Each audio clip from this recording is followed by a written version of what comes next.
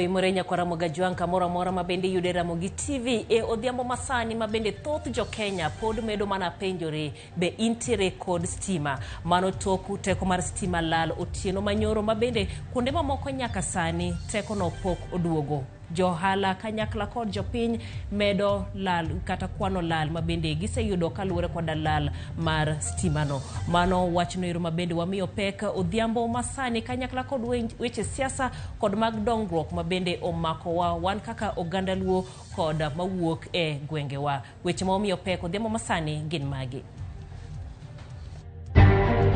By mutual consent, the contract of Mr. Alex Gitari, who has been the managing director of Kenya Airports Authority, has been terminated. Jatend Migago mar wuoth Kipchumba Murkomen olando lokruok e tend alap ndeke tok mudho mandiwa manyochocho wuoth e alap ma JKIA.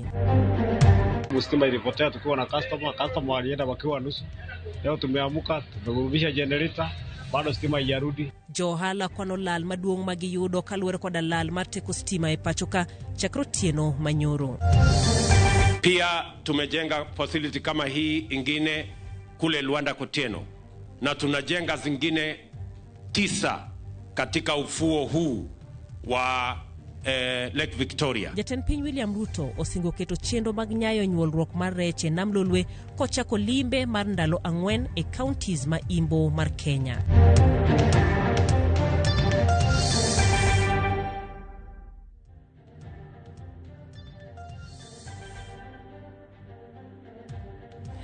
Anyinga jailieta jaloko marwa en Wilson Ochuka kawechegi bende iluoko kale mbui magwa mano mar Ramogi TV kanyakla koda mara mano mar jailieta bende nyalo chwalonwa ote mari e lai marwa mar ote machuok ma en 2-3-000. Lal mar teko stima e thoth gwenge ma pacho ka otieno ma piny oru godo kawuono nokelo godo ng'ikruok e achiel kuom masinde manyayo teko stima mano gwenge ma Turkana. Jatend Migago mar teko Davis Chirchir wacho ni chenro mar duoko teko stima pod dhi nyime kendo nyalo rumo kapok piny oru Jumapil. Mana kaka Edwin Okoth leronwa, lal mar stima osekelo jiemo ne moko kuom jotelo e paw ndeke kama midhiero no ne odwaro chenro mag wuoth. Bang' wich bar mar temo duoko teko stima chakore otieno ma piny ru godo ngeso. Jotend Migago mar teko ne owuok ayanga mar lero gima ne olalo stima. Jatend Migago no Davis Chirchir wacho ni dag thedho stima matiyo kod yamo ne osima apoya nono e gwenge ma Turkana. Ae bang'e to kelo lal mar teko stima e Kenya mangima. Yesterday at about 9:45 in the evening, we lost one generator, Lake Turkana wind generation, which you know is 310 megawatts. It was a sudden loss, a sudden drop, and that caused an overload in the system. The system felt an overload, and we had a switch off, cascade switch off, which happened pretty fast, and the whole country was in darkness within a few minutes. As soon as the problem was identified, we were able to isolate Lake Turkana physically and started building up the system to again provide power because we had identified where the problem was coming from. Jatend Migago no wacho ni duoko teko stima kao kinde malach kendo temo duoke mapiyo ne osekelo midhiero machielo. What must be understood in power systems is that when you generate, the load must be off-taken. You don't just generate if there is no load. So the process has been slow because bringing up a system during off-peak hours is quite a challenge. And that is why we are where we are today. In fact, we tried to hurry the building up of the system, and at about 3 o'clock in the morning, the whole system dropped again. So we are carefully bringing it up. We don't have any significant problem except that which has been isolated. Si mar dag thedho teko stima ma Turkana bende ne obiro sama rach ka stima ma Kenya nyiewo kowuok e piny mar Uganda bende ne onge kindeno. The challenge that we faced yesterday and we've not faced before is we would normally do what we call a black start. A black start is a back feed. Instead of the system giving you power, you feed it with power to start it up. And we would normally use Uganda to back feed and start up our systems. Unfortunately, yesterday and a few days ago, Uganda line to Kenya has been down because some of the 6 towers on the Uganda side have been down. And therefore we were not able to get the Uganda to support us to backstart or to backfeed. chiegni nus mar teko sitima madwarore pacho ka ne oseduogo, kama midusa mag kembe matayo thedho kod chwalo teko sitima ne pod odich mar neno ni teko sitima oduogo e gwenge duto. We are checking the quality of the steam in Olkaria. We have most of the systems are up except Olkaria. We only have O-Power 4, which is currently developing about 33 megawatts. We should be switching in the next 1 hour, 2 hours, 3 hours, most of Olkaria systems, which really supports the network or supports the country. And I do want to believe that as we go into the peak hour, most of the systems will be up and running. Lal mar teko sitima ne odwaro rocho chenro mag wuoth e paw ndege mar JKIA, kama kata masin manyayo teko sitima bende ne okethore ma ojiemo ne jotend paw ndegeno. Jatend migawo mar wuoth Kipchumba Murkomen mano mondo JKIA ne olando lokruoge ma omiyo jotelo ariyo mag paw ndegeno opuko mogo. By mutual consent, the contract of Mr. Alex Gitari, who has been the managing director of Kenya Airports Authority, has been terminated. By mutual, unable to function, the seamless reconnection of power and so forth. But those are excuses, and we cannot give Kenyans excuses. Mae lal mar teko sitima ma okwako gwenge mathoth e Thurka mane okawo thuolo malach mogik kapok oduok e gwenge duto. Seche 24 bang' stima lal e piny Kenya mangima. Nonro pod dhi nyime mar ng'eyo ni ang'o mano simo masinde mag nyayo teko sitima mayudore e gwenge Turkana mano kelo lal machalo kamano. Edwin Okoth, Ramogi TV, Nairobi.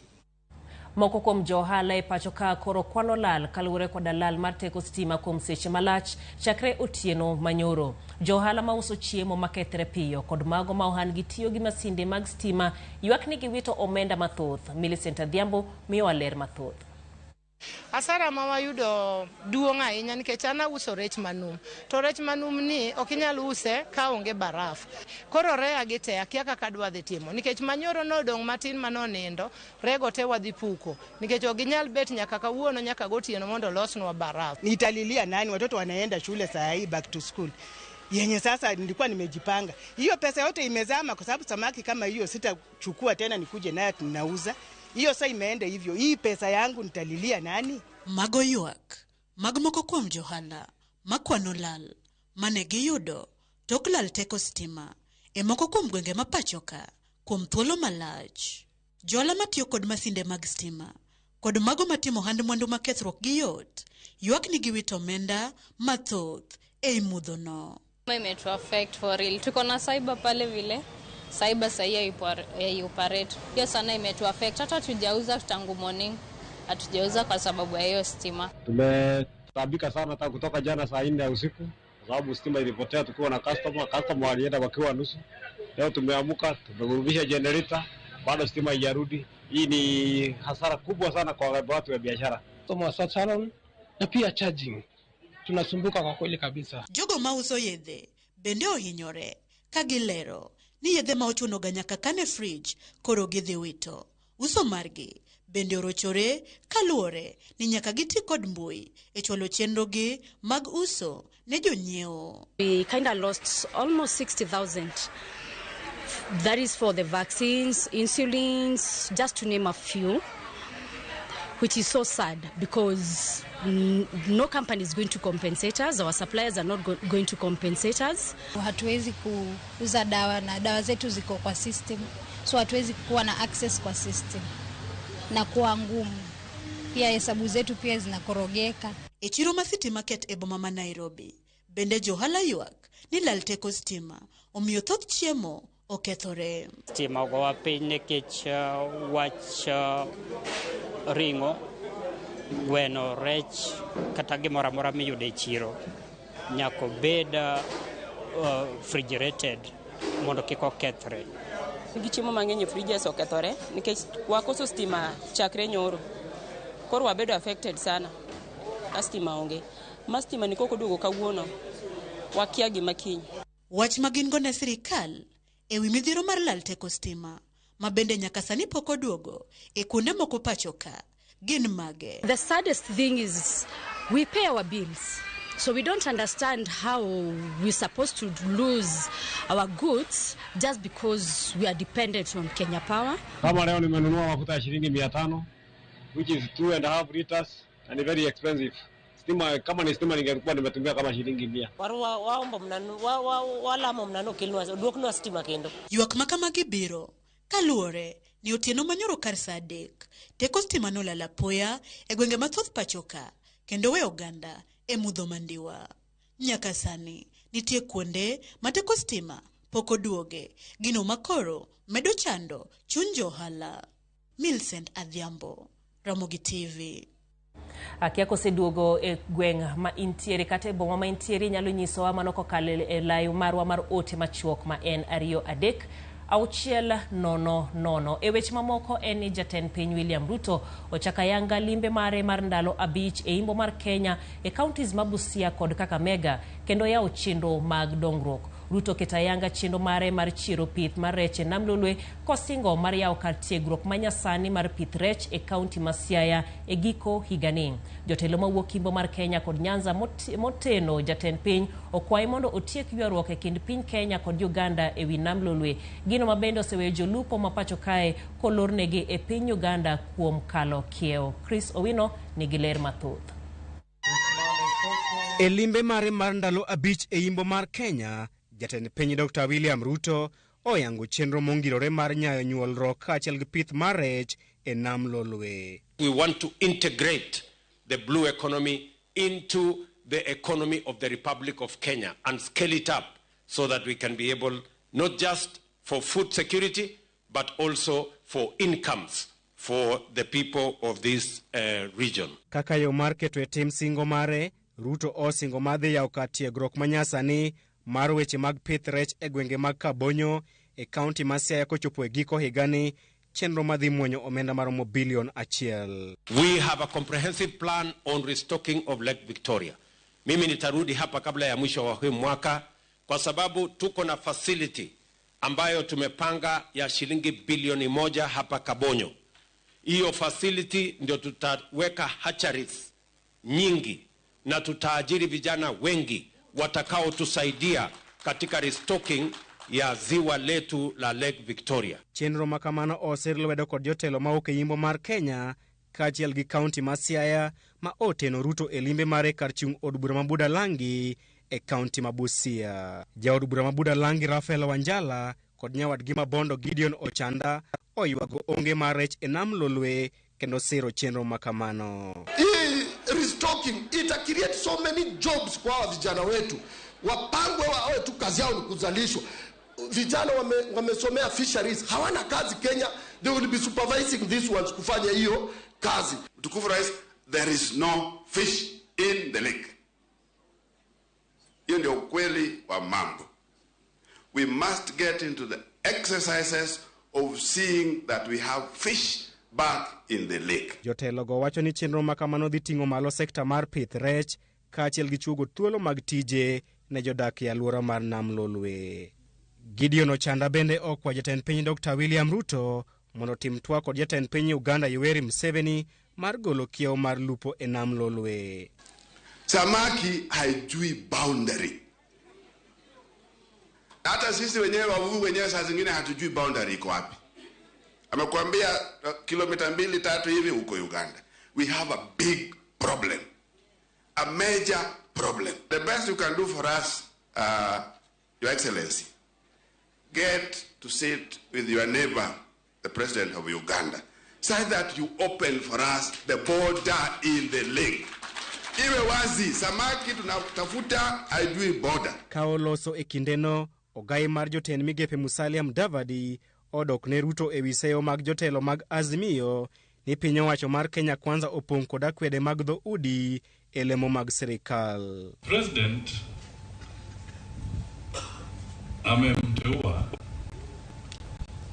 mkubwa wa Kenya Revenue Authority ambaye anaitwa Humphrey Mulongo Watanga kama mkubwa wa Kenya Revenue Authority kwa taifa nzima. Rais amemteua jirani wetu mwema Ogolla kama mkubwa wa majeshi yote katika Kenya. Sasa hiki Kiingereza kirefu, inclusivity ama lack of inclusivity, nyinyi watu wa Budalangi, Rafael ukiwemo, wewe unaonaje? Jalup Jatend Piny Rigathi Gachagua opako gavana ma Busia Dr. Paul Otuoma kuom yie tiyo kod piny owacho mar Kenya Kwanza, kendo jiwo governors mamoko ma pacho kae mondo osum paro makamano. Governor has made the right decision ya kwamba yeye ni governor na ako na serikali. Huyu Rais Ruto ako na serikali, wafanya kazi pamoja. Sasa wewe uko na serikali, ni governor, unafanya kazi na mtu hana serikali, mnaweza elewana? Ruto bende dhi limo counties mag Bungoma kod Trans Nzoia kendo yawo chenro mag dongruok e limbe mare mandalo abich e imbo mar Kenya. Karibu na delegation yako, Busiani yako. God bless us. Chris Owino, Ramogi TV. Jotelo mag Azimio wacho ni twak e kindgi kod Kenya Kwanza nyaka nyago lemo ka giseyo jogo maneno ni twakno timo nono. Ka gilose gwenge ma Kajiado gikwayo mondo oket luor ne twakno ma bende biro konyo jo Kenya duto.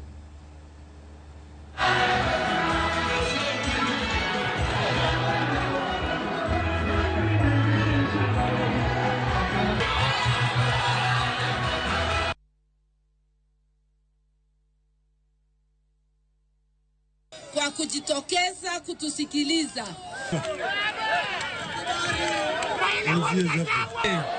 Kitengela oye! Mimi na kwa hivyo wananchi, mimi nataka mkae gangari. Mkae gangari. Ili timu yetu itazungumza kule. Lakini ikigonga mwamba, tutapiga firimbi. Mtamwambia nyinyi mjitokeze. Vijana mko tayari? Mko tayari? Wangapi wako tayari? Nione mkono hapa. Maandamano, bado maandamano, maandamano, maandamano, bado maandamano, maandamano, maandamano. Hiyo Gachagua anasema hiyo ni mambo yake. Maandamano ilifanyika, akasema hataki maandamano. Mazungumzo ikakuja, akasema hiyo mazungumzo haitaki, hakuna mahali inaelekea. Tunataka kumwambia kwamba yeye hiyo mazungumzo ikikwama kidogo, kama vile mmesema, tutarudi kwa maandamano. Tunasema hivi, imebaki siku 40. Wakikataa kuelewana, tutarudi barabara. Tutarudi barabara. Weche mago maga siasa bende watirwa e yweyo mokwongo ka gisane gi dakika 17 mosekalo tok sa achiel. Jael Okinyo Chogo wacho neno Ramogi maler county ka intiere Kibos tima biro to lal to poko duogo nwa maber. Jabera bende antiere kodi kaka pile. Sara Singa mar wang' neno West Kanyamkago wacho ni sani Ramogi neno maber umoja tu mano gwenge ma Nairobi. Ibene nyisa ni Ramogi TV neno maber kabisa ka untos timo seduogo numano kontiere Karen mano Benta Charles. Bernard Okeyo Samaki kantiere Nyora Kadem. Ramogi TV neno maler wacho ni kwayo jonyuol mondo oikre ne dok mar nyithindo e skul kochakore e juma manyien. Kariobangi South koni edi bende wan neno maber kendo stima oseduogo. Nyalo mana nyiso ka bende oseduogo e gweng'i kanyakla kod weche mamoko ma bende iluwo e Ramogi TV. Wadhi yweyo machuok, waduogo gi mathoth, kik idhi mabor.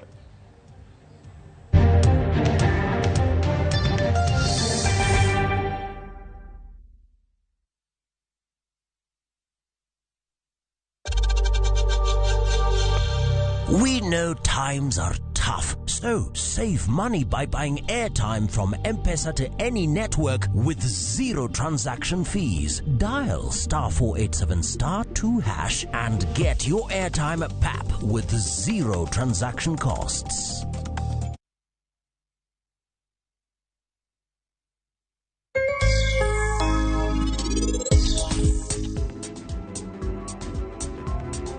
Maen mamani. To donge in emin para?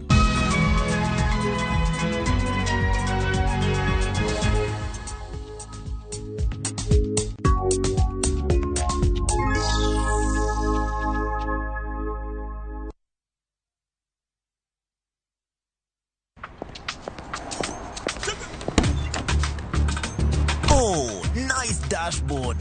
Thank you. Gari yako ni mzee na venye dashboard yako inakaa mpya, mbichi. Is it new? Acha hizo tropi, unanichocha. Ipata pana si mpya. Neat. Manze, and that smell. So fresh. What's your secret, man? Nimekuwa nikitumia Tropical 2-in-1 car dashboard polish since I bought the car. Just spray, wipe, and your dashboard looks as good as new always and smells fresh. Haitawai parara. With Tropical 2-in-1 car dashboard polish, your car dashboard looks new always, fresh and shiny. Available in 4 exciting variants and in all leading supermarkets from Tropical brands.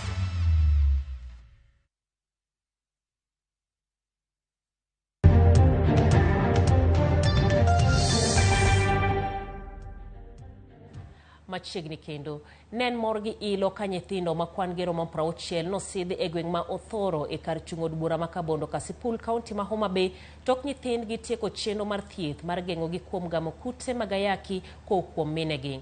Ma en achiel kuom chenro mar riwruok moko mar piny owacho mar AHF hinyo bago ne nyithindo ma johigni 2 manonyuol kod mine modagi kute mag ayaki tok yudo ka gionge gi kutego. Mine mane nyithigi okalo okang' ni onyiso moro ma gin godo tok ka giae chenro mar muonyo kendo miyo nyithindgi bende yath e yo makare kuom thuolo mar higni 2. Kata obedo ni piny Kenya osegoyo okang' kedo gi landruok mar kute ayaki kowuok kuom mine nyaka ne nyithindo, AHF wacho ni luoro nitiere ni landruok mar kute mag ayaki ochako idho e gwenge ma Kisii kod gwenge Mongoro. Kana biro to ne gipuonja, ne giketa mora gi noketa kendo ne gipuonja. Sasa kana biro to ne gipuonja, gibiro nyaka dala ma gipuonjwa e dala. Koro kawuono mage nyithindo mosekadhe program no. So usually program ni en program ma run for 2 years. Ne wachwa expect ni nyathi kosenyuol to bo dhoth for higni 2. Koro samo dhoth no to wa ensure ni otiyo gi yath pile to min gi bende tiyo gi yath pile. Then wakwong wapimo nyathi kosebedo gi dweche 6, wapimo kaponi pod pok oyudo kute, kendo kochopo higni 1 wachako wapimo kapok oyudo kute, then koro kochopo dweche 18 koro mane testing mogik ma watimo. Ka watimo testing no mogik to wachako wayudo ni nyathini ok oyudo kute mek ayaki, ma nyathi mosekadhe program no moko oyudo kute mek ayaki. Riwruoge makedo kod wach landruok mar kute mag ayaki idwa ni omed chwalo sandan ne jogo machuore yedhe mamero ji kadho wadh nam chumbi. Ma en bang' yangore ni kwan maduong' mag jogo matiyo gi yedhe mamero ji sani gamo kute mag ayaki ni mar thothgi law sandan achiel kaluwore gi nok mantiere. George Aoko nigi mathoth. Kaunti ma Mombasa kai kwana tamalo 3.2 mag jodak ni kod kute mag ayaki, kuma kwana tamalo 18 ewi mano gin jogo matiyo gi yedhe mamero ji. E kituo mar Mewa machiwo thieth ne jogo matiyo gi yedhego, ne ayudo moko kuom jogo matemo yudo thieth kendo pimona kaka ne gidonje wach tiyo gi yedhego. Bangi nilianza nikiwa 15, nikiwa 17 tukaamua mimi na rafiki yangu tuonje hiyo heroin. Hatukuwa tunataka kuingilia kwa sababu sisi tunaona life zao vile ni miserable. Lakini sasa tulikuwa tunataka kuonja tusikie tu wanasikia vipi hiyo shtimu. But sasa hiyo kuonja ndio kuingia. Uwezi onja ukawacha. Robo ya maisha yangu, manusu ya maisha yangu nimetumia madawa ya kulevya. Kwa hivyo mama mraibu, baba mraibu, maeneo hayo yote ambayo katika mitaa ni ya uraibu. So nikaanza na sigara, nikafuata na miraa, mongoka, pombe na tembe kifuatiliwa na heroin. Ginyisa ne yath to chutho mar heroin kosedonje del to weyo ok yot. Nikavuta kama miaka 2, nikaacha kuvuta, nikaanza kusniff na cocaine pia. Kusniff nikamalizia kujidunga, nikawa najidunga. So hiyo kujidunga kuna madhara nyingi, nilipata hepatitis, though nilitibiwa ikapona, nilipata HIV, of which sahi nina speak out kusaidia wengine. Yeah. Niko very weak even nilivyo. Niko na HIV, niko na hepatitis C, maisha yangu yameharibika, sijasoma vizuri. Nimeenda overdose 8 ambao ni mbaya critical kwa na kushoot out kama hivi Hii ni mara 4 sasa kushoot out. Kwa hivyo hapa niko na 2 na mara 4 ilipita nyuma. Kwa hivyo niko na line yani kama mara 5 sasa hivi. Kabende yedhego gikoni yudore mayot kamidhiero en mana pesa mar nyiewe. Ma ema gikoni miyo thoth gidonjore timbe njore mar tieko riyo mar yedhego. Nilikuwa naiba ama nafanya prostitution, naenda na wazee, ndo naenda na waibia kwa sababu ile watanipatia kidogo haitatosha. Mimi nataka nichukue yote. So hiyo kuiba, kupigwa na mob justice, kwenda jela, kwenda rehabs.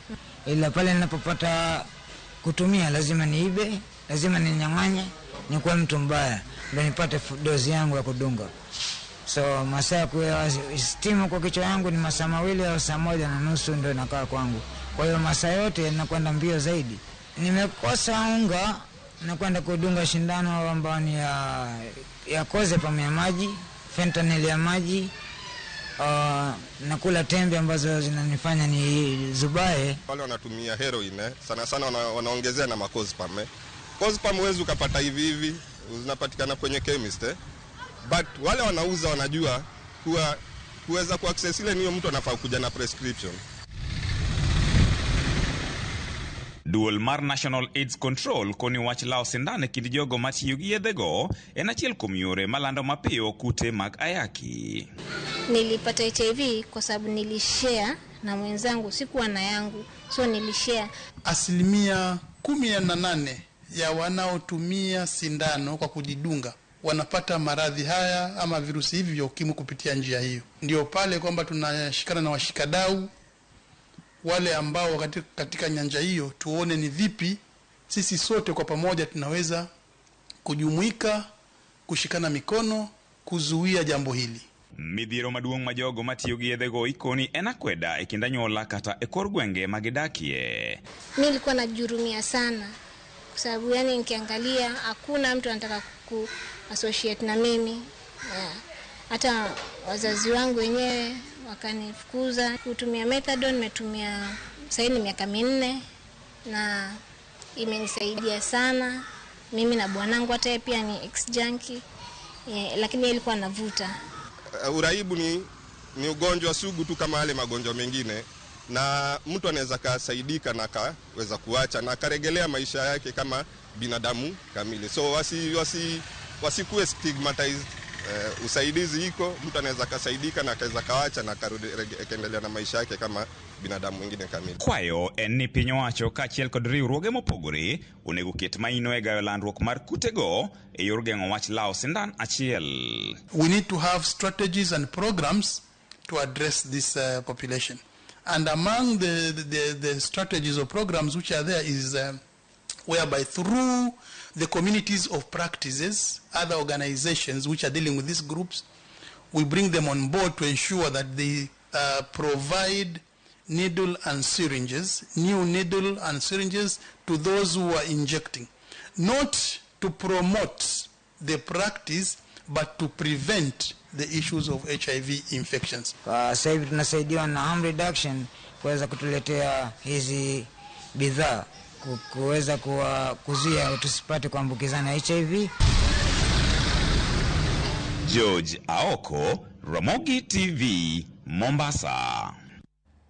Sama od bura pod medo twake wi chwalo puonj mar kit chwech skunde mapachoka. Jokanyo mamoko bende chwalo puonj kod chendo mag konyo e gayo lando kute magayaki e kind rowere.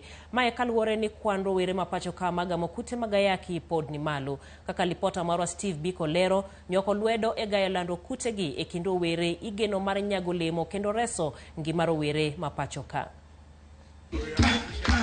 Mwisho achiel kuom okengego en ringni.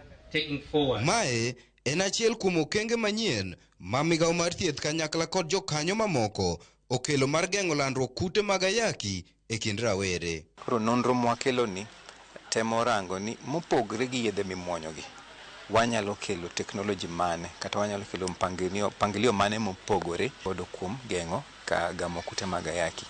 Ma wan godo kasani en luongo ni dapiverin ring. Dapiverin ring en ng'ama miyo konyre godo tiyo e kar nyuol, ikete kar nyuol to geng'o ng'ama miyo gamo kute mag ayaki. For project nieri to wang'iyo nyiri ma are 18 years kadhi mbele to bende wabro prioritize nyiri ma are at risk manitiere below 18 years. Yor geng'o landruok kute machielo en sindan minyalo chuo godo jogo mosegamo kute mag ayaki makawo thuolo mar dweche 2. Kata kamano, pod irito mondo puodhe kod duol marango yedhe pachoka. Kenya nokelo yedhe mimuonyo midendo ni PrEP e higa 2017, gino makoro oganda nyalo muonyo mar geng'o gi gamo kute makamano. Nonro yango ni mana 20% mag oganda ema tiyo kod yath mar PrEP, momiyo migawo mar thieth okelo yore mamoko gi. As the country approaches or targets to achieve 0 new infections by 2030, for us this is an important milestone, because for these long-acting prevention methods, we are going to at least improve on other areas. E sama migawo mar thieth manyo yore gi mag thieth, komachielo jokanyo mamoko bende temo yore gi mag konyo rawere e geng'o landruok kute mag ayaki. Wende mamit mag nyithindo manyirigi rwakowa e kar thieth ma 5 Ways e kar dak Manyalenda e boma ma Kisumu. Saa 8 chieng' Sabato ka Sabato, wendni nyiso chakruok mar puonjruok mar weche kit chwech e kind nyiri matindo mawuok e kar dak ma yuto ji nitiere pinyni. Sharon Obilo, jahigni 24, e japuonj maduong'. Jopuonjre oting'o nyaka nyathi matin ma jahigni 10. Kuom higni 5 sani, Sharon osebedo ka weyo tijene giko dira mar neno ni oyudo kinde mar bedo kod nyirigi. Kana chako ne en challenge nikech ne ginena kaka nyathi matin. Koro ne en judgment kone gi kone. Ng'ato neno ka gima mano onge gima biro nyisowa. But ile ku time gi kinda. Itime gi kinda nyaka kawuono. Ginena kaka ng'at moro manyalo kelo change e gweng'. Nonro mar Kenya Demographic Health Survey e higa mar 2022 noyango ni rawere chakre higni 15 osechako donjore weche mag hera. Kata kamano, duol mar National AIDS and STI Control Program NASCOP nyiso ni nyithindo manie bwo higni 9 bende osedonjore weche mag hera. Kuom mae, jood bura moko pod medo dhiro mondo nywak puonjruok mar chwech achiel e skunde ma pachoka. Dwe mar 7 higani, jaod bura ma Kirinyaga, Jane Njeri, notero twak e od bura mamalo madwaro mondo oket puonjruok mar weche kit chwech kaka achiel kuom subjects e skunde. Twagno noyudo kwede ka jood bura moko lieko ni puonjruogno biro medo timbe mag machienglo e kind rawere. We already have health education in our schools. We have reproduction health in our schools. In the curriculum that is already there, we already have health education. And when you talk about comprehensive, what is comprehensive? Or what is it that you want to be taught in schools that is already not being covered? We are not telling our children engage in sexual activities. We are telling them wait. We are telling them this is not the right time. We are telling them if you ever find yourself in such a scenario, I do not want you to contract HIV and AIDS. I do not want you to contract an STI. I want you to first protect yourself. Paro mar chikni biro higni 2 bang' duol mochung'ne nono gigo misomo e skunde mano Kenya Institute of Curriculum Development tamore kelo puonjruok makamano ka gilero ni en dhi ataro kod ratich nyithindo kaka olere pend chike mapachoka. Kamano bende, mana jumbe machuok mokalo, bishobe ma kanisa Kopere ne dwaro mondo gol buk mar grade mar 7 mane giwacho ni nigi puonj kit chwech mokalo jopuonjre mag klasno. We have noted a worrying trend in terms of the content. For instance, looking at the grade 7 learners book and grade 7 teachers guide titled Health Education in Action have created room for introduction of family planning and encouragement of the use of contraception to very young learners. Migawo mar thieth pod manyo yore mag tenore kony mowuok oko mar tego nonro mar gayo kute mag ayaki ka gigeto chenro mar sirikal mar thieth manono midendo ni universal health coverage. This is a problem that the whole global community is grappling with. Ours is now just to be able to prioritize how we put more investments into HIV prevention and other public health interventions, but also to be able to develop interventions that can be able to give us more health for the shilling that we spend on each of the activities. So we'll be able to work together with all partners. No one should touch them. No one should. En lweny ma inywako ne gi yore duto te manyalore ka migawo mar thieth ng'iyo lony manyasani mag thieth kod geng'o landruok kute mag ayaki. Jokanyo kaka Sharon bende puonjo rowere. Geno manitie en ni chenrogi duto kanyakla biro duoko chien kwan rawere magamo kendo lando kutego. Steve Biko, Ramogi TV. Erokamano Steve Beko kuom report machal kod mano. Oganda gwenge mag North Kademe sub county Manyatike pod ywago kech kata bed ni kar pur mar adhaye mar Lower Kuja mano chak mondo kel chiemo moromo to nitiere e kindgi. Jojuma nolimo Kadem kendo miyowa lipodni. Kar pur mar Lower Kuja irrigation scheme mar sub-county Manyatike ma piny owacho ne oketone omenda tenge maromo bilion 4 ne okele gwego mag Nyatike mondo koro kony e tiko nok mar chiemo e gwengego kod kaunti ma Migori mangima. Higni 10 nyaka ne kar pur ni malach ne romo ekas 19 chakre ogande gwego mag Ageng'a e wodno ma North Kadem ma bende en e chuny kar pur ni mar Lower Kuja nyaka sani pod ywago kech. Nyithindo kamoro wuok ka odhi mabor kabisa mong'ado aora ang'o koduogi. Nyathi mis gimi puonje kokoleo ko chiemo ng'ama denyo puonjre bo kunji ma japuonj puonjo. Kendo en kech maleyo. Mandalo moko yande wakwayo kony ka kuom national government.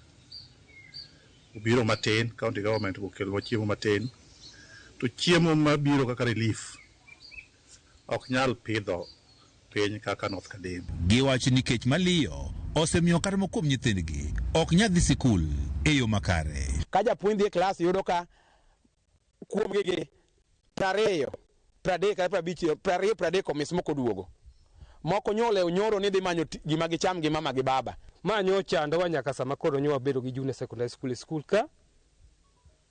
Nyowa dwa ni wadak kodgi ka nikech miye gi richo kichiemo. Puothe ma nyowa nogo manoko ema nyowa chako go tedo nego ka. To nikech wane kama tek dago gi kano waneno kochimo kodwa kama koro kwadhi nyalo. Ywak ni osekelo penjo mopogore opogore nikech igeno ni nyaka sani gwego mag North Kadem ne onego bed ni nitie kod chiemo moromo nikech gintiere kod pi moromo kendo ginyal keto geno margi mana e koth kende e wechego mag pur. Kata kamano, jotend siasa kaachiel kod jodak e gwego mag North Kadem wacho ni kech pod kayogi nikech kar purne mar Lower Kuja koro pok oket mondo koro ti kaka ne gigeno. Mae momiyo kopo ni government nyalo intervene in 2 ways. One, give team irrigation to cover the remaining 14,000 hectares mantiere kacha. 2, give intervene in terms of knowledge kata giluongo ni ng'eyo e pur mondo ing'e ni to lobni en lo machal nade to gin kothe mage manyalo dongo e lobno kot okadho kuom irrigation. Giwacho ni bedo ni onge mar puonj makare e yore mag pur kaachiel kod rem mar piny owacho e jolwechego mag pur e gwengego koro osemiyo chenrogo mag pur e kar pur mar Lower Kuja irrigation scheme ok osedhi makare. Weche winjo ka president ne wacho ni ber mondo subsidize production. En a good idea. To mondo subsidize production, it means that you must provide farm inputs closer to farmers. Sani North Kadem kanyo kidhiye onge gik machalo kaka fertilizers manitiere kanyo. Nyiso ni kata dang' bed ni jowa osebedo gi lony mar puro to ka onge fertilizers mokel machiegni to yield pod dhi mabedo piny. Nyaka sani mana maromo ekas 4,500 mar kar purni ma bende lachne romo ekas 19,000 ema osekete pur ka bende mano chele eme pur ahinya. George Juma, Ramogi TV, Migori.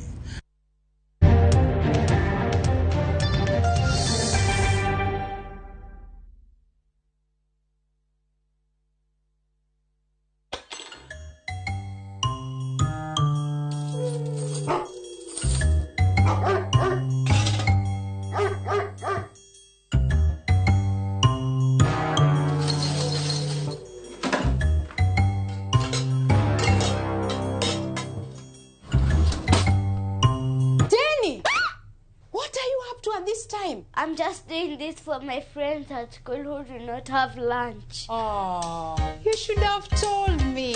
When your kids learn from you, you're giving them a great start. Prestige Margarine. It all starts with a great start. Now comes in the original and vanilla flavor. Abiro Kisumu. Jo Kisumu, Jatich Ruoth Apostle Dr. James Nganga, Kajo Makore kod Bishop Bernard Oluoch, biro bedo Kisumo e chokruok magala moro mar lando injili e pap mar Moi Stadium. Chieng' Ngeso mabiro nyaka chieng' Jumapil mabiro kochakore saa 8 odiechieng'.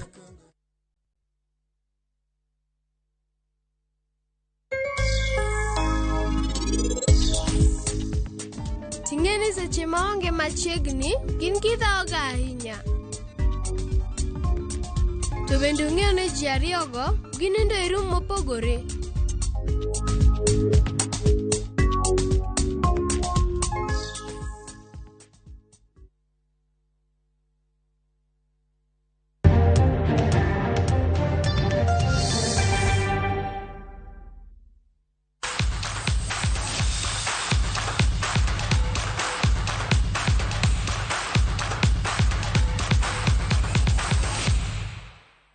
Wadonje pau tuke kuma tim adhula ma KCB Orlando jotuga bich manyien magindiko e season manyeni. Jatugo Derrick Otanga oduogo e timno masani ipuonjo gi Bernard Mwalala kuwuok e Police FC. Jagol Brian Olango bendo donjo e timno kuwuok Mathare United.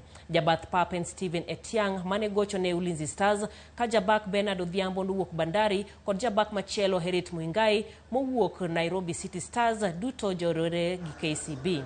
Tugo margi mokwongo dhi bedo tarik 1 dwe manyien e kindgi kod FC Leopards e pau tuke ma Kasarani.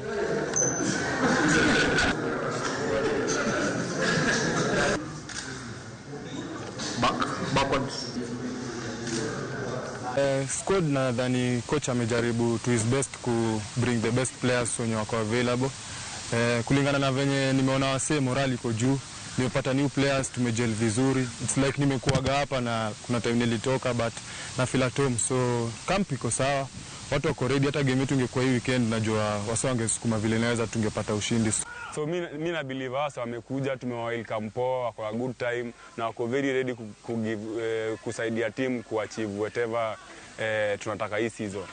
Nitaambia mafans wazidi kukam kutusupport this time round. Mi pia na believe labda tumewafail.